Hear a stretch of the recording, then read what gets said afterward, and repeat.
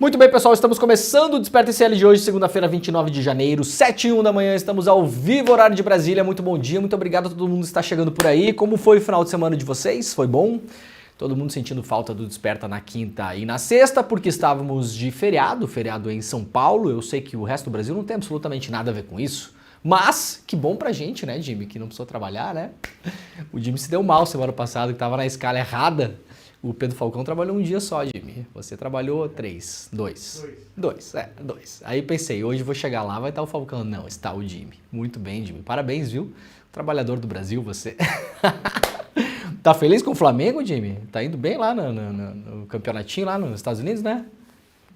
Mais ou menos. Como é que foi o último jogo? Foi bom? Tinha o campeonato no Brasil. É, pois é. Eu tava na dúvida se o Flamengo tava jogando Carioca, mas tá jogando com o time B, é isso? Tá jogando com o Sub-20.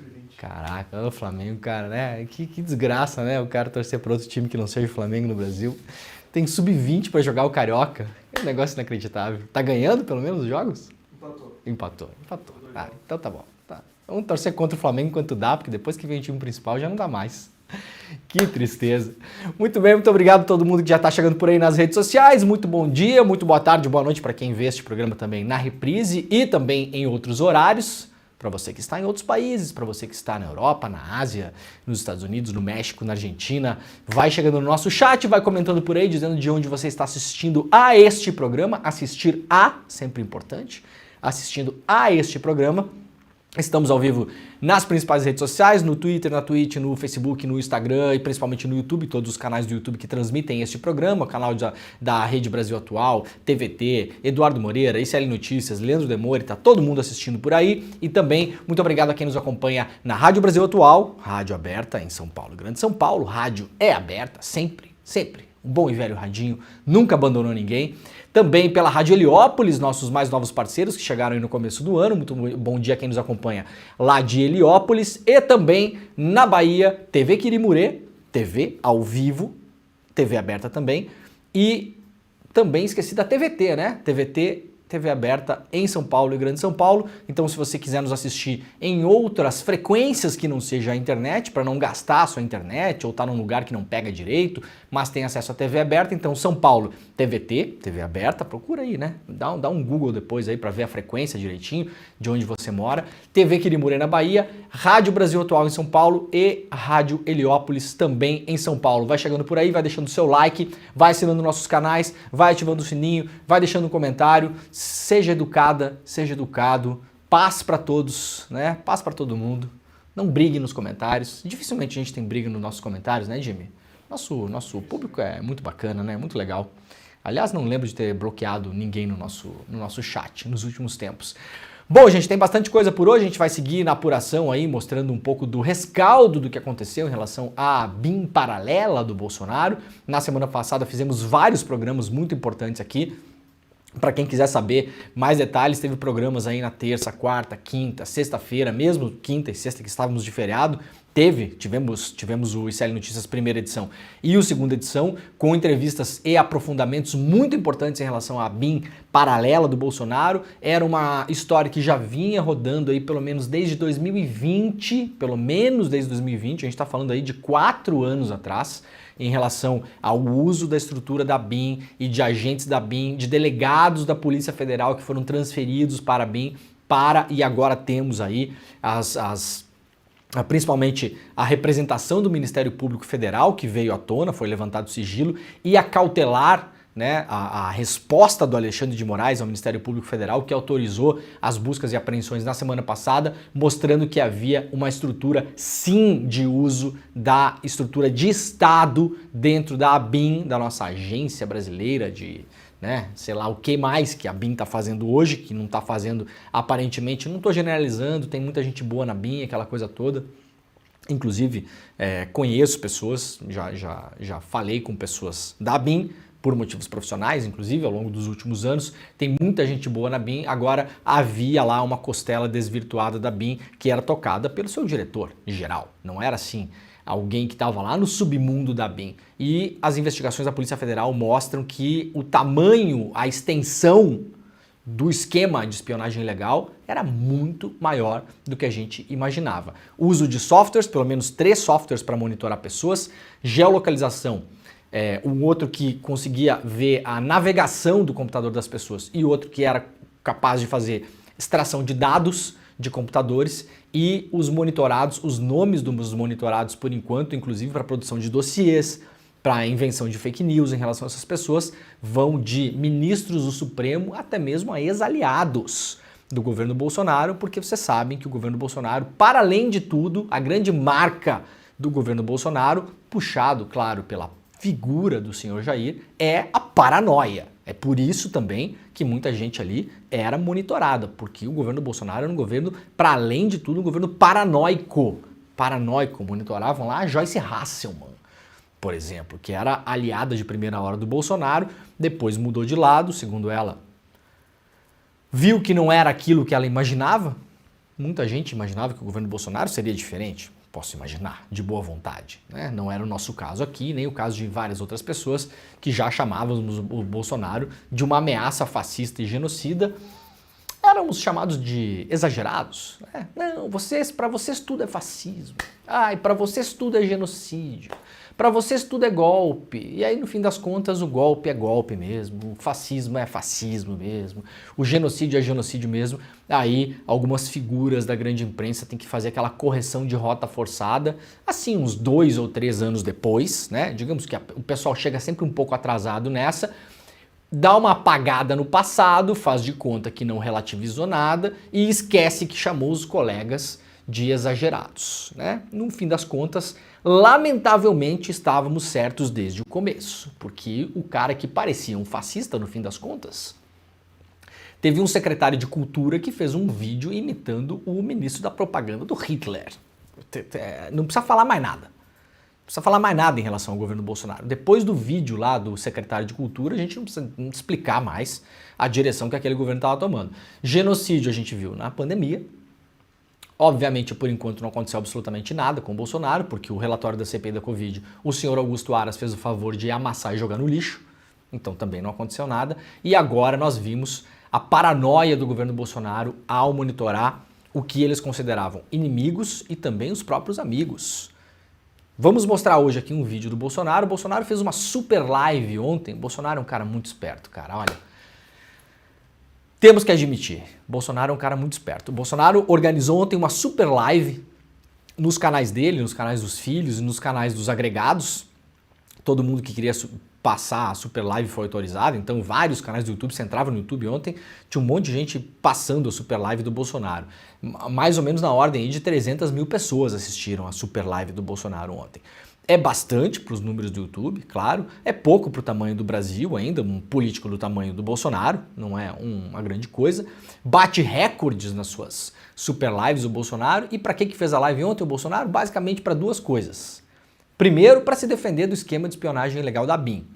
A gente vai ver o que falou o Bolsonaro na super live ontem e vai mostrar um vídeo do próprio Bolsonaro. Então o Bolsonaro está no momento daquele meme de internet do Homem-Aranha apontando para o Homem-Aranha.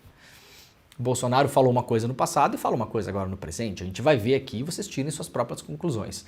E outra coisa que o Bolsonaro fez ontem foi vender curso. É genial, né? Assim, o Bolsonaro, ele sabe, e a família principalmente, a família é uma grande empresa. Bolsonaro, a empresa Bolsonaro S.A. Os gabinetes, a rachadinha, o negócio do chocolate, os imóveis. O Bolsonaro sempre foi um cara que está há 30 anos aí usando o poder público para levantar dinheiro. E não sabemos até agora o tamanho da fortuna da família Bolsonaro, mas muita gente imagina aí que passa aí de 50 milhões, 100 milhões, passa. Eu acho que passa fácil disso. Passa fácil disso porque tem coisa que a gente nunca viu. É uma decisão do Copom aqui, uma decisão de política ali, que antecipa para fulano, que o fulano vai lá e se posiciona, e quando sai a decisão o fulano já está posicionado. Tem muita coisa que a gente não sabe.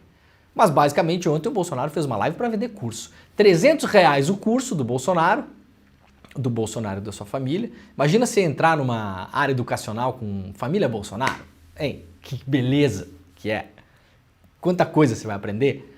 Basicamente é um curso de formação ideológica para as pessoas que quiserem concorrer esse ano a vereador, prefeito, sei lá o quê, para você entrar ali na fabricazinha, né? Na fabricazinha do pós-fascismo ali, do Bolsonaro.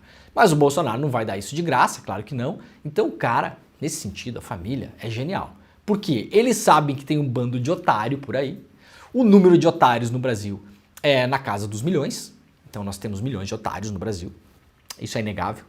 E tem bastante otário que vai pagar R$300 para participar do curso do Bolsonaro. Botando por baixo aí, que o Bolsonaro ontem botou 300 mil pessoas na live, né? Se vender 1%, dá 3 mil cursos. 3 mil cursos a R$300, se vender um pouquinho mais ali, ó, de barato o Bolsonaro vendeu 1 milhão, 1,5 milhão de reais ontem em curso.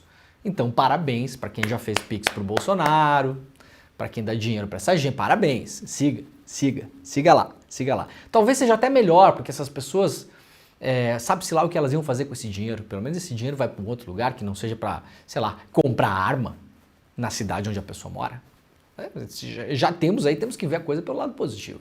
Então o Bolsonaro, para além de tudo, sabe que todo dia um otário e um esperto saem de casa.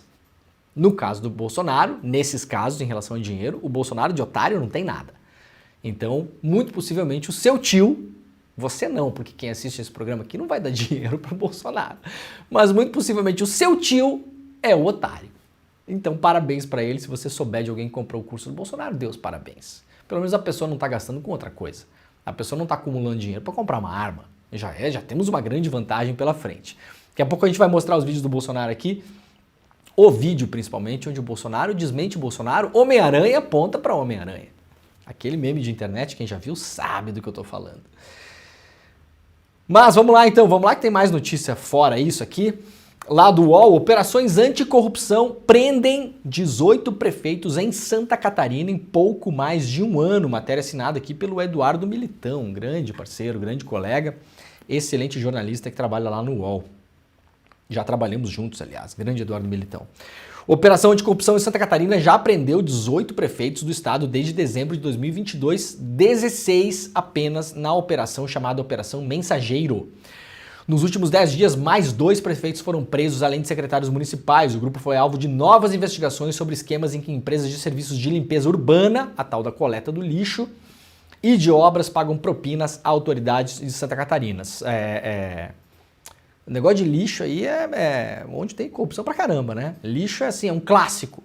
A máfia em Nápoles, por exemplo, na Itália, o negócio do lixo é um grande negócio da máfia. Histórico, porque ninguém olha para o que está sendo feito com o lixo. E aí, moleza de você fazer roubalheira no negócio do lixo, né? A principal operação é a Operação Mensageiro, ligada à coleta do lixo. Um dos alvos foi o grupo empresarial Serrana Engenharia, hoje chamada Versa, e o empresário Odair Manrich. Ele confessou pagar propinas a vários prefeitos do estado em troca de serviços de limpeza urbana. Só nesta ação, o Ministério Público convenceu o Tribunal de Justiça a colocar 16 prefeitos na prisão, embora alguns já estejam soltos. Defesa da empresa diz que colabora com a apuração dos fatos. O Grupo Serrana vem cumprindo fielmente o seu acordo de colaboração firmado com o Ministério Público, auxiliando a Justiça no pleno esclarecimento dos fatos. Até julho, a investigação já havia atingido 20 municípios. Entre empresários, políticos, operadores e servidores, foram expedidos 40 mandados de prisão e 232 ordens de busca e apreensão. Em novembro passado, a 5ª Câmara de Direito Criminal do Tribunal de Justiça de Santa Catarina condenou todos os 14 réus do núcleo empresarial. Os réus foram condenados pelo crime de organização criminosa na Operação Mensageiro. Em uma única cidade, chamada Itapoá, lá em Santa Catarina, mais 10 pessoas foram condenadas em setembro, entre elas o prefeito Marlon Neuber, do PL, partido do Valdemar da Costa Neto e do Jair Bolsonaro. A organização criminosa atuou durante 8 anos, de 2014 até 2022, segundo a promotoria. As apurações começaram em 2020 com a operação Et Pater Filium, de pai para filho, deve ser, né? Isso aqui está em latim. Ô, Jimmy, dá uma pesquisada para nós aí, o que é Et Pater Filium. Deve ser de pai para filho, posso imaginar. Pater é pai e Filium é filho. Por causa dela, o prefeito de Bela Vista do Toldo, Adelmo Alberti, fez um acordo de colaboração premiado em 2021, quando afirmou que a Serrana tinha um esquema de corrupção na sua cidade. A partir desse caso, o Ministério Público abriu uma nova frente de investigação. Os promotores e policiais deflagraram a primeira fase da Operação Mensageiro em dezembro de 22. O empresário fez um acordo, o dono dessa empresa serrana fez um acordo de colaboração premiada. A partir disso, foi possível identificar outros esquemas de corrupção feitos pelas empresas em conluio com prefeitos do estado. O prefeito Manrich, o empresário, o dono da empresa, segue preso até hoje, mas a assessoria do empresário disse ao UOL que a expectativa é que ele seja solto em abril deste ano. A operação tem esse nome porque um colaborador da serrana, Altavir Seidel, fazia entregas de dinheiro, ele seria o mensageiro, por isso Operação Mensageiro, por conta do nome desse cara, do papel desse cara. Altavir foi preso, fez acordo de delação premiado com o Ministério Público e hoje responde em liberdade. E aí o UOL traz aqui a lista dos prefeitos. E aí me chama a atenção o seguinte, isso aqui chamou a atenção de meia rede social. Santa Catarina, velho da van, dá emprego pro 04, tudo em Santa Catarina, tudo acontece lá. Jorginho Melo, o Saif, que era o secretário da pesca do Bolsonaro, vira senador, aquela coisa toda. Nada presta, a esquerda não presta, é o antro do bolsonarismo, é lá onde tá tudo melhor e graças a Deus e parabéns para eles. Peguem a lista dos prefeitos. É de pai para filho, Jimmy? Isso, de pai? De pai para filho, De pai e filho. De pai e filho. Não tá ruim meu latim não, né? E aí tem a lista dos prefeitos e os partidos. Isso não quer dizer que não tenha corrupção em partido de esquerda, tá? Não é essa bobagem aqui não. Agora chama atenção mesmo, que são quase 20 prefeitos envolvidos nesse esquema. A coisa tende a aumentar. A quantidade de prefeitos de Santa Catarina, o estado que se orgulha de ser o estado da direita, que não tem corrupção, que é pela família, que é bababá, bibibibibé, todos de direita, todos, 100%, não é que tem assim, 2 do PT, não tem, é zero. Não tem ninguém do PT, não tem ninguém do PSOL, não tem nenhum comunista, não tem ninguém aqui roubando. Isso aqui é roubo de dinheiro público através de licitação fraudada de coleta de lixo, basicamente. Que é o que faz a máfia. É o que faz a máfia. Porque é fácil roubar em licitação de lixo. Tem poucas empresas que prestam serviço, a população não olha muito, você tem certeza que você não sabe para onde vai o seu lixo. Ninguém sabe, ninguém se importa, ninguém quer nem saber. O lixo tem que sumir por passe de mágica da porta da sua casa. Não é assim que a gente encara a questão do lixo? Pois é, alguém vai pegar o lixo da porta da sua casa. De todos os prefeitos que estão envolvidos nesse caso, nenhum é comunista. Nenhum, zero. Podia ter, não podia? Podia ter. Ninguém está dizendo aqui que tem partido santo. Claro que não tem.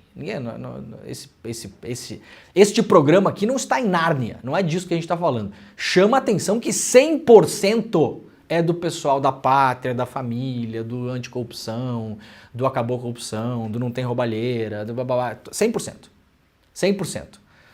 É claro que as redes sociais já se dedicaram a puxar a ficha corrida desses prefeitos aqui, e se não é 100%, é tipo 90% apoiou o Bolsonaro. Porque é pela família, porque é pelo Deus acima de tudo, porque é sem corrupção, blá, blá, blá, blá, blá, blá, blá. Como todo mundo sabe, isso aqui é só fachada. Mas, talvez agora com dados empíricos, aqui temos uma coisa que não é opinião de ninguém. Isso aqui não tem a minha opinião aqui.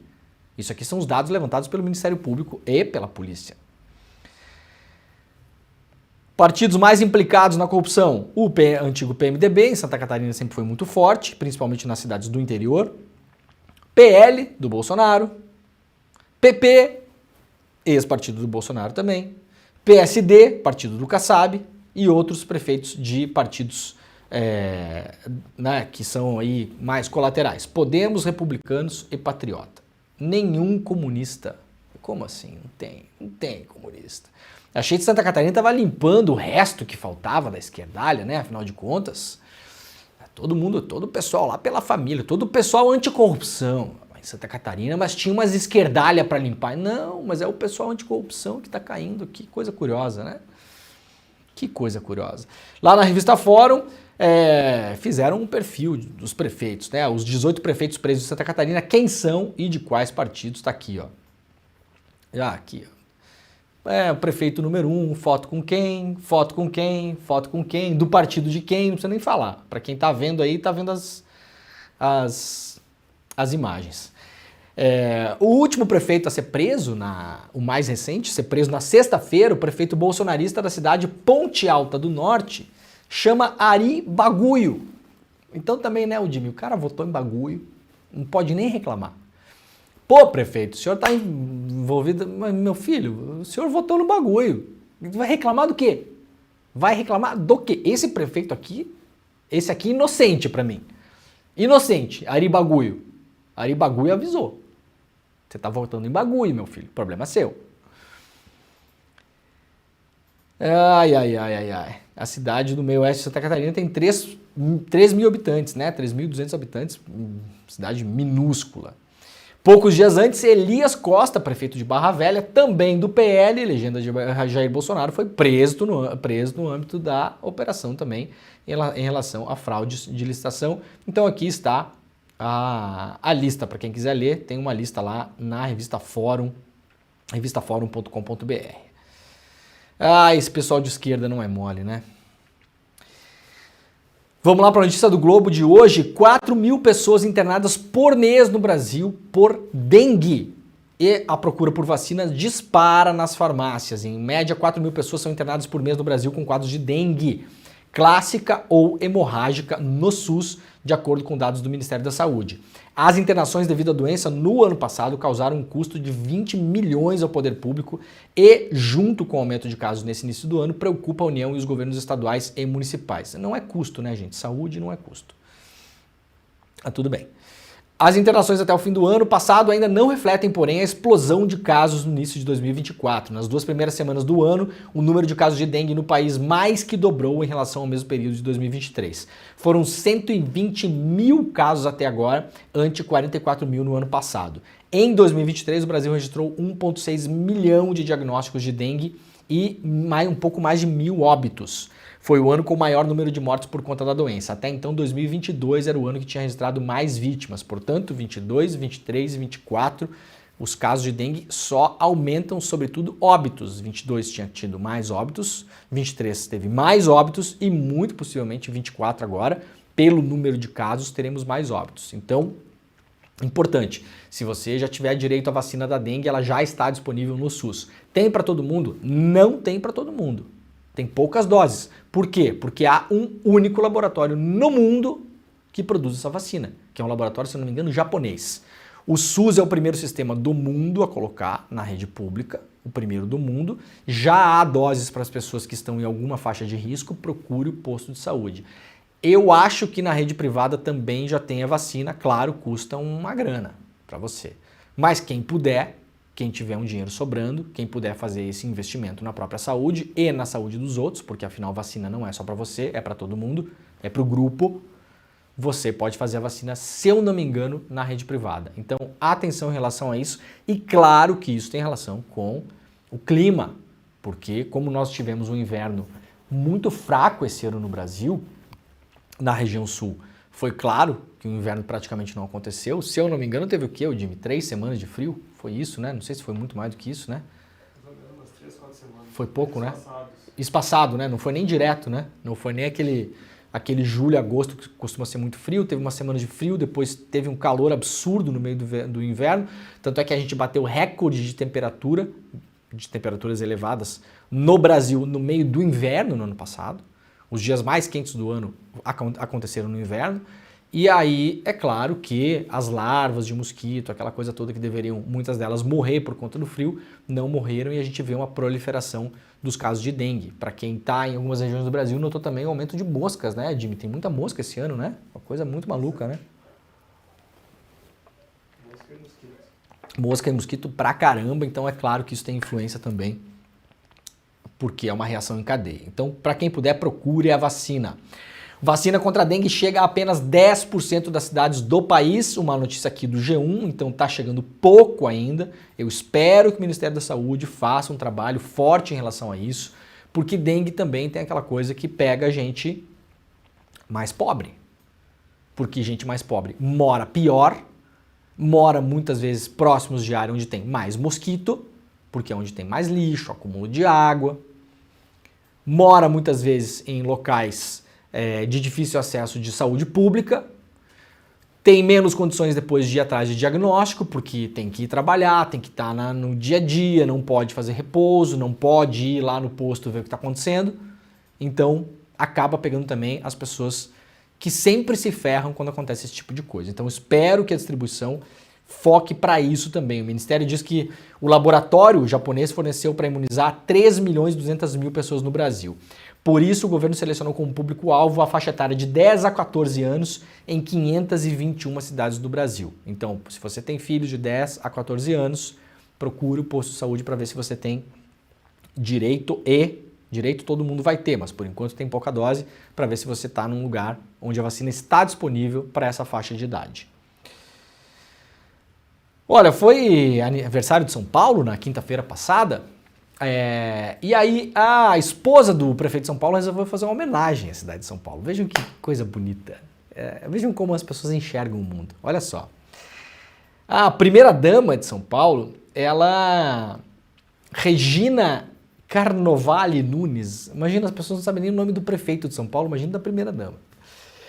Ela deu um exemplo claro, segundo a revista Fórum, de quais são os fatores que a elite realmente considera importantes numa cidade. Olha só, na quinta-feira, ao homenagear a capital de São Paulo pelos seus 470 anos, a esposa do prefeito Ricardo Nunes publicou em seu perfil do Instagram um longo texto descrevendo um pouco do que São Paulo é na visão da dona Regina, elencando as características que fazem Metrópole sentir alegria de ser paulistana, segundo ela. E aí, a revista Fórum selecionou pra gente aqui. O que é que a dona Regina, primeira-dama de São Paulo, para homenagear São Paulo, publicou no seu Instagram as coisas boas que acontecem em São Paulo, né? Peraí, gente, vamos se organizar aqui, porque eu preciso abrir minha canetinha. Vem cá, canetinha. Porque eu vou até levantar com essa aqui. Olha só que beleza. Primeira-dama da cidade de São Paulo. Parabéns, São Paulo! Porque São Paulo tem o quê? A maior revendedora de Ferrari do mundo. A segunda é Los Angeles, a maior é São Paulo. São Paulo tem o quê? A quarta maior revendedora de Maserati do mundo. Jimmy, se você quiser comprar uma Maserati, pega o busão, 23 horas até São Paulo, volta de Maserati. A segunda maior revendedora Porsche do mundo e a segunda maior revendedora Lamborghini do mundo. Tá muito bem assistido São Paulo, né? Vai lá, faz uma vacina da dengue e compra o seu Porsche. Olha só que beleza. São Paulo é a única cidade com filiais da Rolls-Royce e da Bentley na América Latina, excetuando-se o México. Veja a intimidade, porque ela não fala Rolls-Royce, ela fala Rolls. A única com filiais Rolls e Bentley.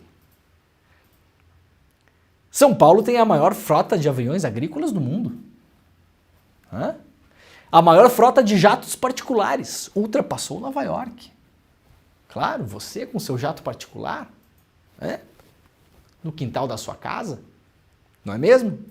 O esgoto passando lá do outro lado, mas o seu jato está ali, garantido, o seu jato particular.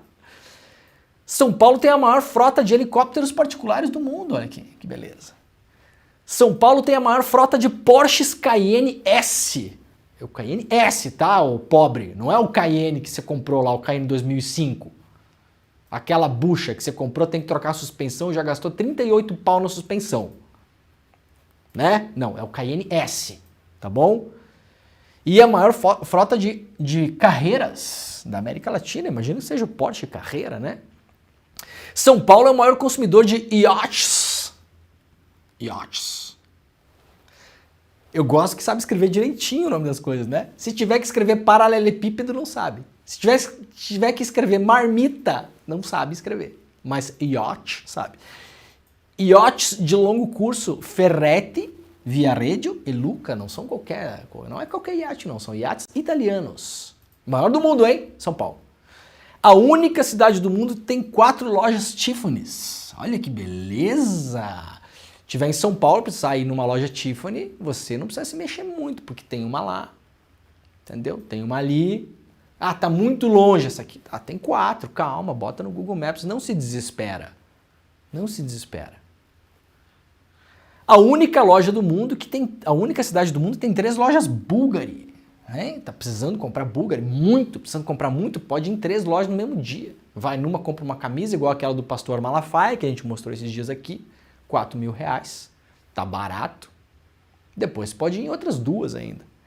E, para terminarmos a lista da primeira-dama da cidade de São Paulo, homenageando São Paulo pelos seus 470 anos, São Paulo é a cidade onde a filial da Louis Vuitton mais lucra no mundo. Então, parabéns. Jimmy, se você estiver precisando comprar uma Louis Vuitton, um Porsche Cayenne S, que mais? Dar uma banda de helicóptero particular, que mais? Comprar uma Maserati, né? Tudo isso. Ir para Tiffany,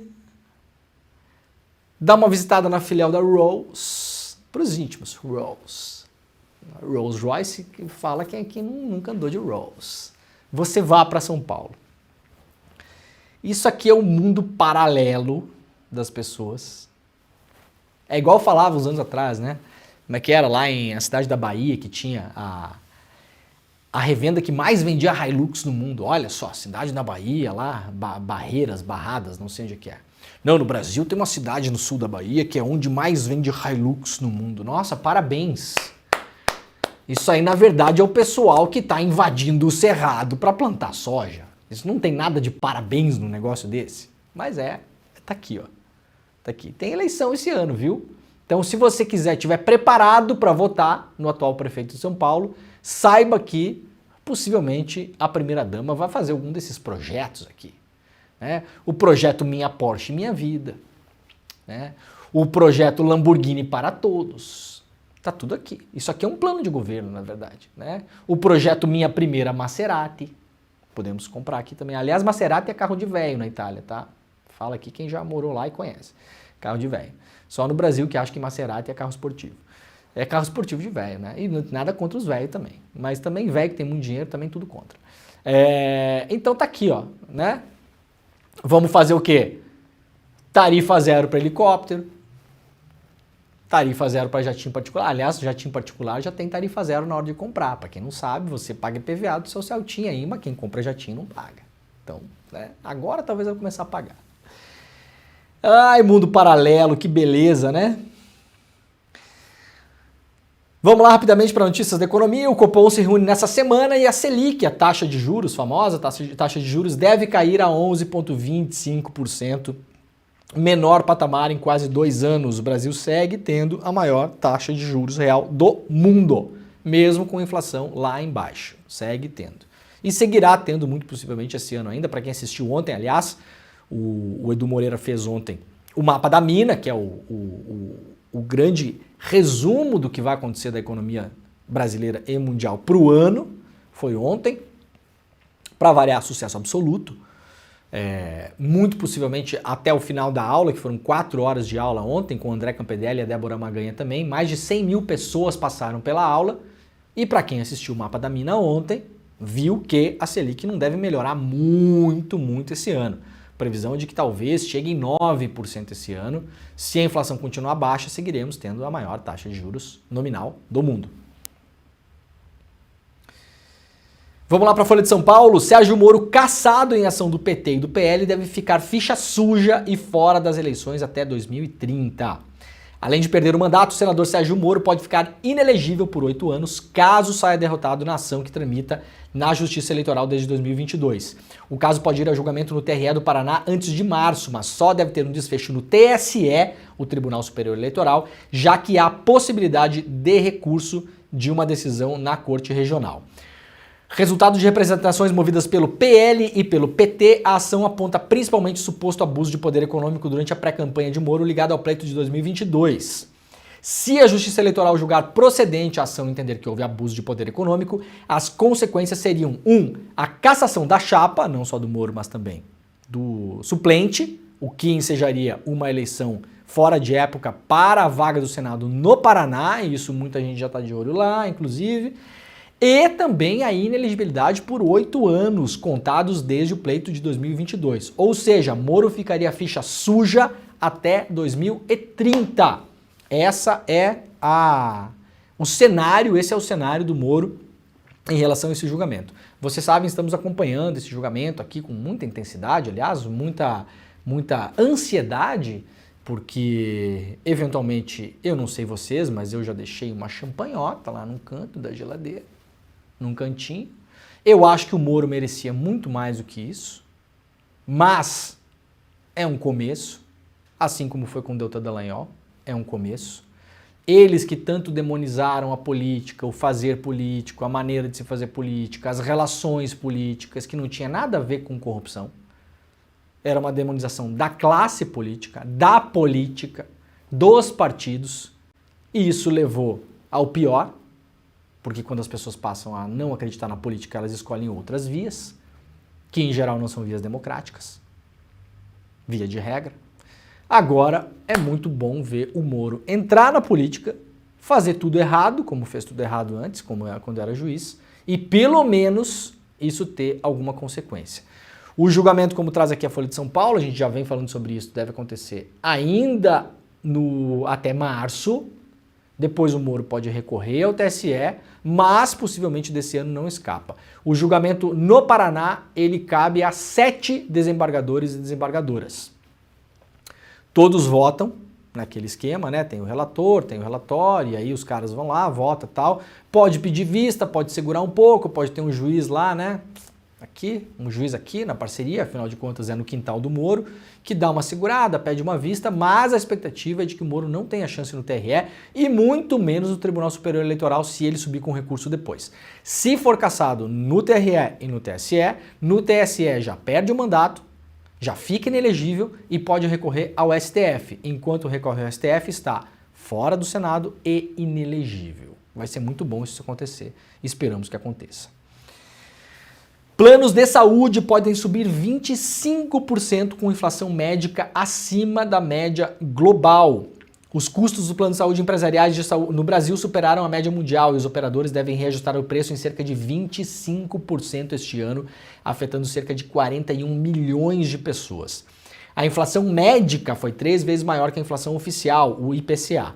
Enquanto os preços em geral aumentaram 4,8% no ano, a inflação médica subiu 14%.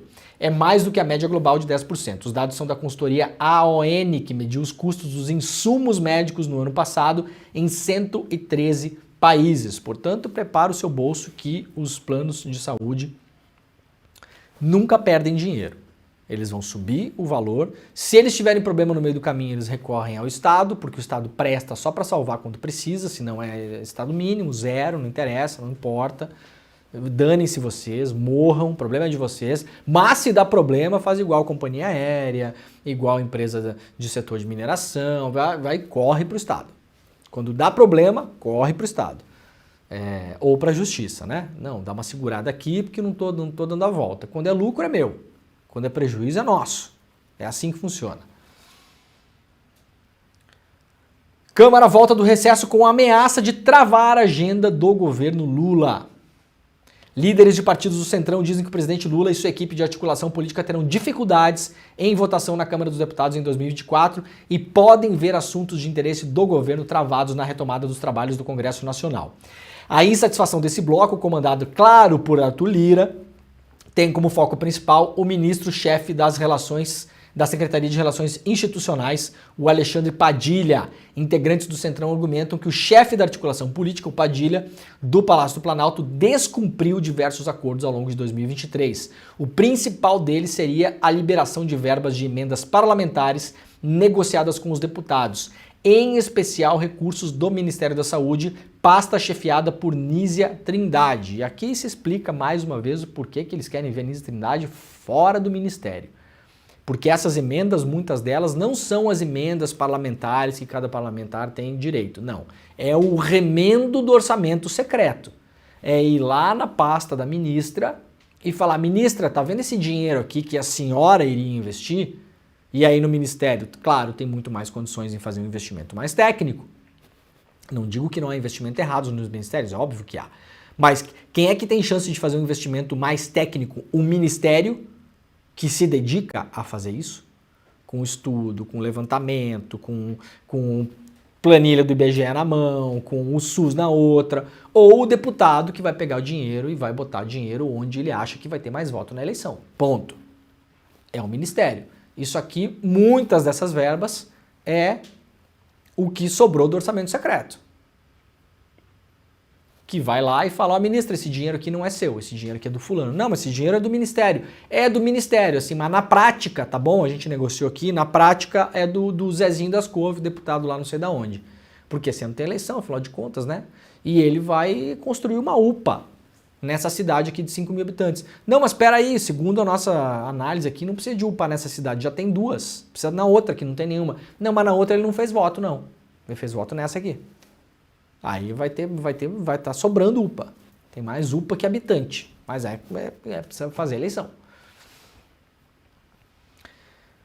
A Folha conversou em off com congressistas que compõem a base do governo e sustentam, sob condição de anonimato, que nenhuma proposta que seja de interesse exclusivo do governo andará na Câmara enquanto não houver mudança na articulação política. Ou seja, na prática, Arthur Lira já começa o ano legislativo tentando derrubar Alexandre Padilha e, por tabela, Nízia Trindade. Lembrando que o Ministério da Saúde era a grande joia que o Centrão queria colocar a mão, não conseguiu, o governo conseguiu segurar. Agora, começando o ano, o Lira vai para cima porque tem eleição esse ano e esses caras precisam desesperadamente de dinheiro.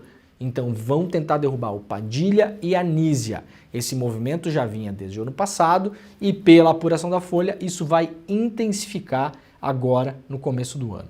Algum problema com emenda? Eu, particularmente, não tenho problema nenhum com emenda. Acho emenda um instrumento da democracia. Beleza ter emenda para parlamentar. Afinal de contas, o cara se elege, vai a Brasília, mas quem está cuidando da região dele, em tese, é o parlamentar. Então o parlamentar se elegeu lá pelo centro-oeste de Santa Catarina. Bom, ninguém vai mandar dinheiro para aquela região. Ele é o cara responsável por olhar, ele ou ela, e falar, não, a gente aqui, ó. Então tudo bem, tem as emendas. Mas a gente viu que durante o governo Bolsonaro, essa questão de emenda virou a mais absurda farra. O STF e o governo tentaram dar uma segurada nisso, mas o negócio está ainda rolando de um jeito que ainda não é 100% claro e transparente. Não é o orçamento secreto como era antes. Hoje em dia já se sabe muito mais quem pediu, para quem vai, como é aplicado. Não é a mesma coisa, mas ainda enseja isso aqui porque as regras não são claras. E aí o Arthur Lira vai usar isso aqui de pressão para tentar derrubar o Padilha e a Nízia, porque querem colocar na articulação do governo alguém que seja mais pró ali, centrão, e no Ministério da Saúde alguém que seja deles, porque o Ministério da Saúde é o maior orçamento dos ministérios do Brasil. E é super capilar, como se diz também, está em todas as cidades. O SUS está em todas as cidades.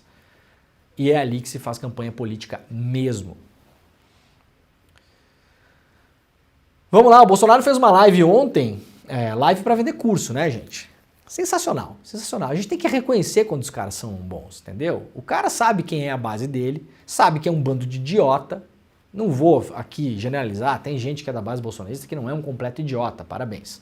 Mas o Bolsonaro sabe que as pessoas que estão lá na base dele é a pessoa que você mandar qualquer loucura pelo zap, a pessoa ajoelha e reza pra pneu.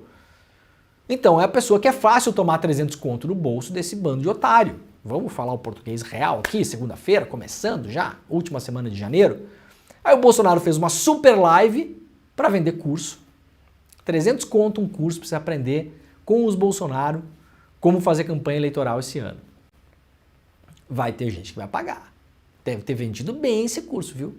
Não deve ter vendido pouco, não. Deve ter vendido bem. Mas usou também a live para se defender da questão da BIM paralela. O Bolsonaro isentou o Ramagem. Isso é raro, hein? O Bolsonaro é famoso por abandonar aliado na beira da estrada. Se o Bolsonaro está se colocando do lado do Ramagem e usando a própria imagem para defendê-lo, é sinal de que pode respingar para o lado dele. Atenção aos sinais, fortes sinais.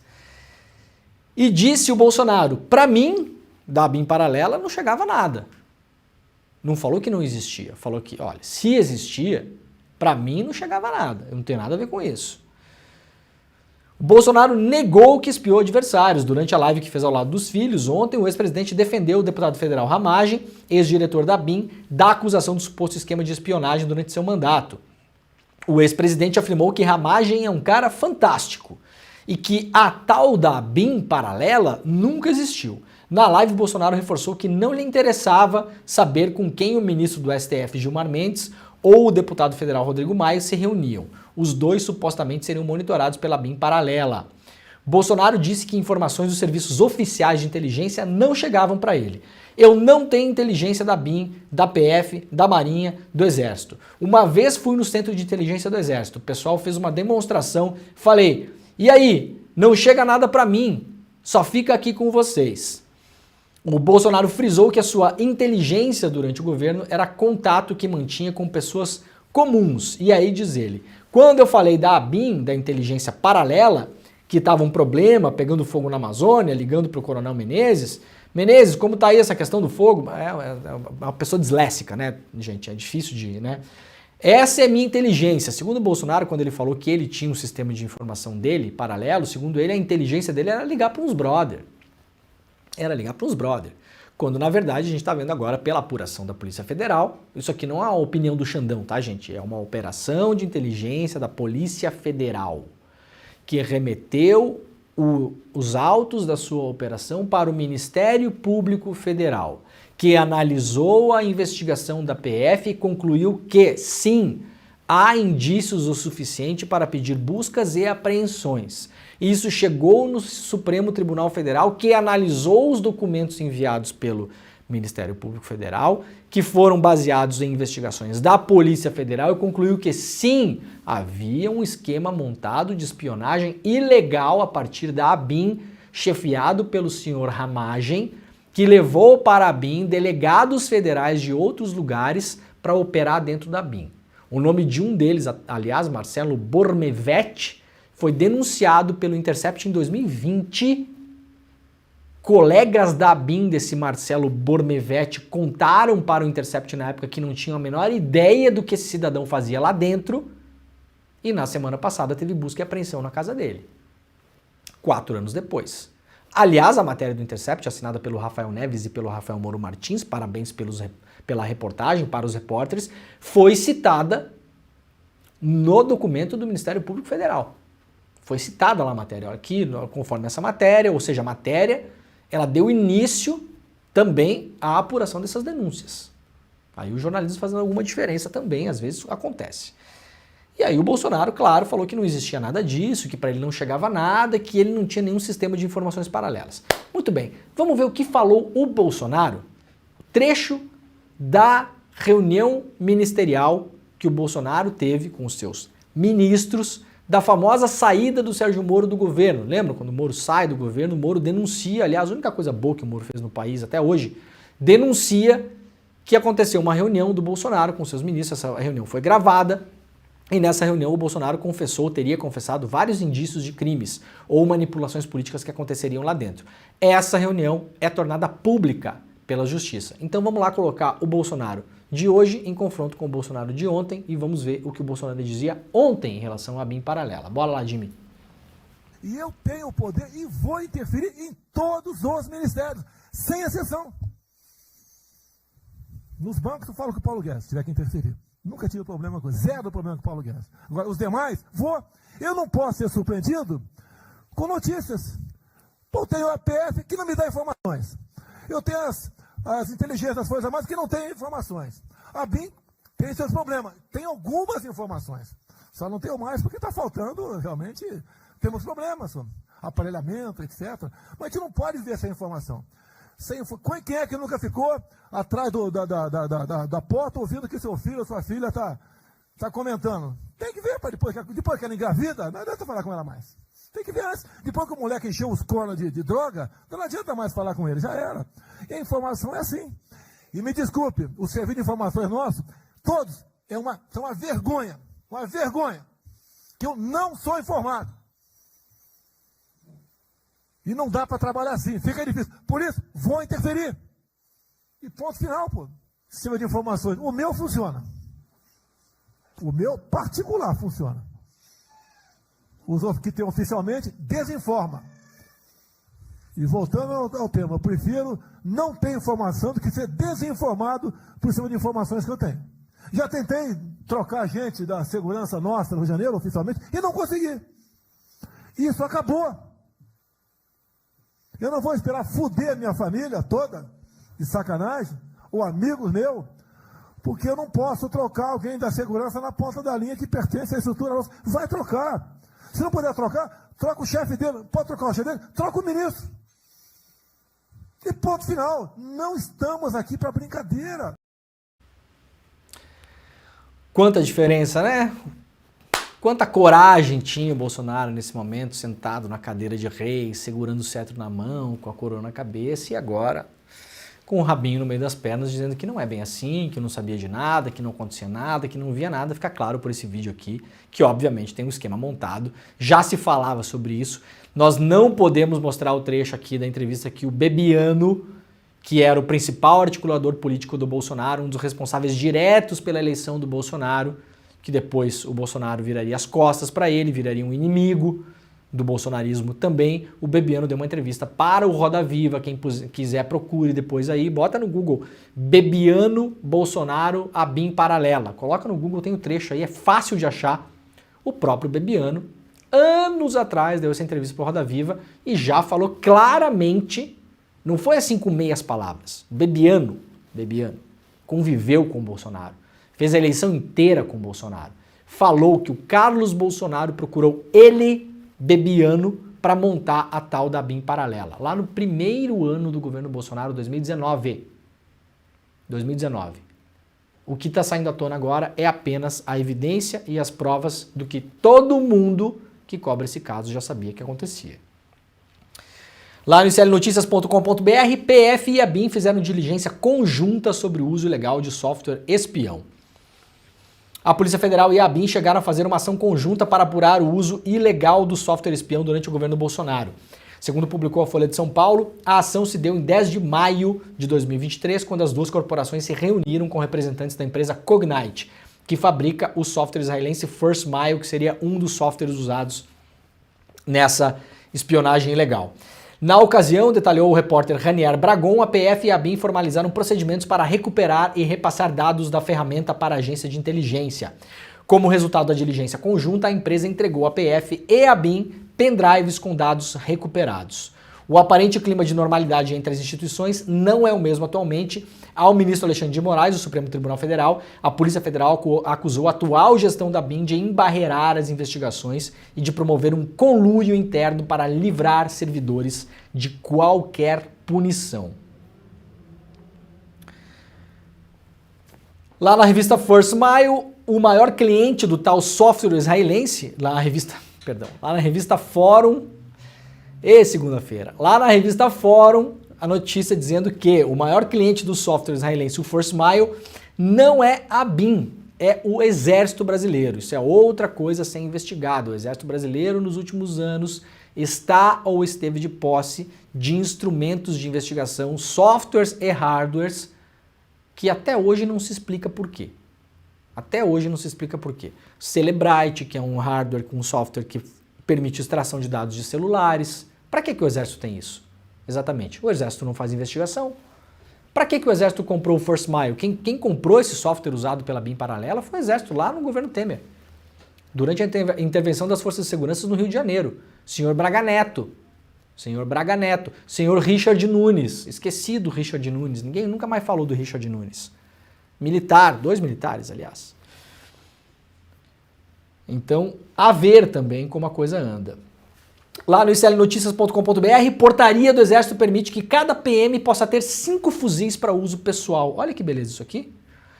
Ao contrário da linha adotada pelo governo Lula de reduzir a quantidade de armas em circulação no país, o Exército emitiu autorização para que policiais, bombeiros militares, servidores da ABIN e do GSI da presidência possam ter até 5 fuzis para uso pessoal. Ao todo, cada um desses servidores poderá possuir até 6 armas de fogo. Isso aqui é um absurdo, foi notícia no finalzinho da semana passada. E esperamos que alguma coisa seja feita. O que é que um bombeiro militar vai fazer com 5 fuzis em casa? Eu pergunto para vocês. O que é que um bombeiro militar vai fazer com 5 fuzis em casa? Eu vou traçar uma hipótese. E esse programa vai ficar gravado segunda-feira, 29 de janeiro. E nós voltaremos a esse programa. Eu vou deixar esse vídeo aqui para a posteridade, porque eu tenho certeza que vai acontecer. Certeza, certeza, absoluta. Se isso aqui não mudar, daqui a menos de um ano, eu vou vir aqui dar uma notícia dizendo que fuzis de um policial militar, de um bombeiro militar, de um agente da ABIN ou de alguém que trabalha no GSI, que foram comprados com base nessa portaria, foram roubados da casa da pessoa.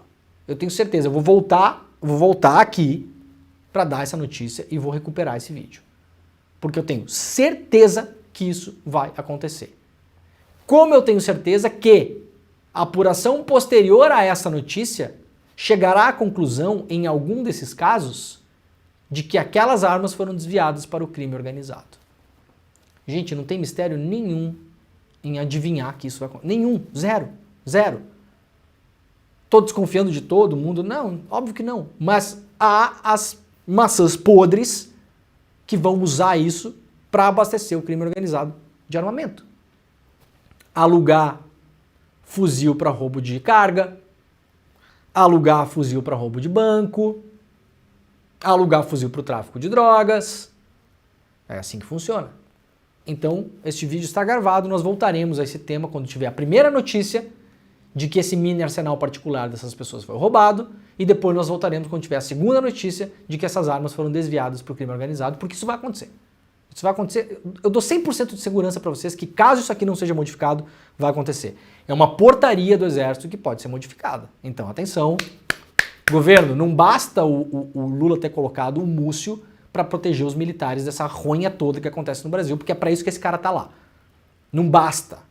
Não basta. Não basta a gente ter um mega problema de segurança no Brasil. Não, a gente vai deixar que um bombeiro tenha 5 fuzis em casa. 5. Vai fazer o que com isso? Aí vocês usem a imaginação de vocês. Ai, ai. Muito bem, tinha mais coisa por aqui, eu vou fechar com uma última rapidamente aqui, ó.